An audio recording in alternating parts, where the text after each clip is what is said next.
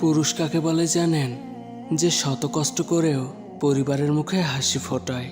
আপনি কি জানেন পুরুষরাও কিন্তু কান্না করে, কিন্তু তাদের কান্না হয় নির্জনে, একাকী ও নিঃশব্দে। পুরুষরা কখন কান্না করে জানেন?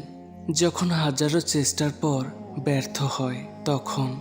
আপনার কি জানা আছে কতটুকু কষ্ট পেলে তারা কান্না করে? যতটুকু কষ্ট তাদের পথ চলাকে থামিয়ে দেয়।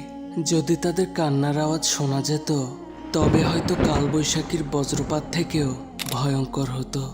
পরিবারের ইচ্ছে পূরণ করতে গিয়ে যারা নিজের ইচ্ছে ও স্বপ্নকে দাফন করে তারাই পুরুষ। হ্যাঁ, তারাই মধ্যবিত্ত পরিবারের পুরুষ।